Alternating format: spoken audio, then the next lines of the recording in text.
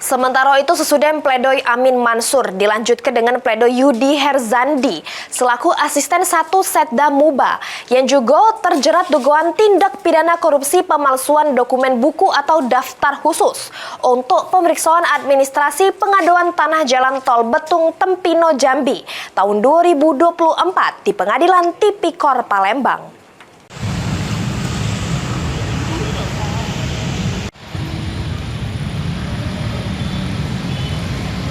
Secara transparan demi untuk menghindari permasalahan. Yudi Herzandi selaku asisten 1 Setda Muba terdakwa jeru perkara dugaan tindak pidana korupsi pemalsuan dokumen buku atau daftar khusus untuk pemeriksaan administrasi pengaduan tanah jalan tol Betung Tempino Jambi tahun 2024 jalani sidang pledoi di Pengadilan Tipikor Palembang. Sebelumnya, terdakwa Yudi Herzandi ini dituntut jaksa penuntut umum pidana penjara selama 2 tahun dan 50 juta subsidi 6 bulan kurungan. Juru pembelaannya, kuasa hukum terdakwa mengungkap keberatan dengan penerapan pasal 9 Undang-Undang Tindak Pidana Korupsi.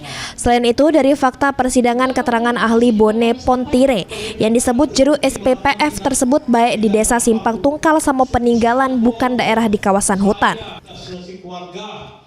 Kena berdasar ke keputusan Kementerian Kehutanan tahun 1993, 1996 samo yang terbaru tahun 2025, DKT yang terdaftar nama PT SMB.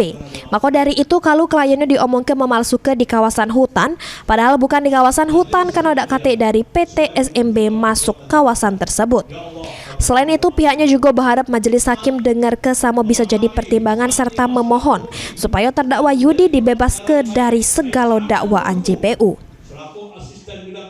Yang dijadikan terdakwa dalam menghadapi suatu perkara yang tuntutan jaksa yang dianggap palsu itu adalah isi SPPF yang menurut dia itu adalah tanah dalam kawasan hutan, sehingga padahal isi pernyataan tersebut bukan dalam kawasan hutan. Jangan ya.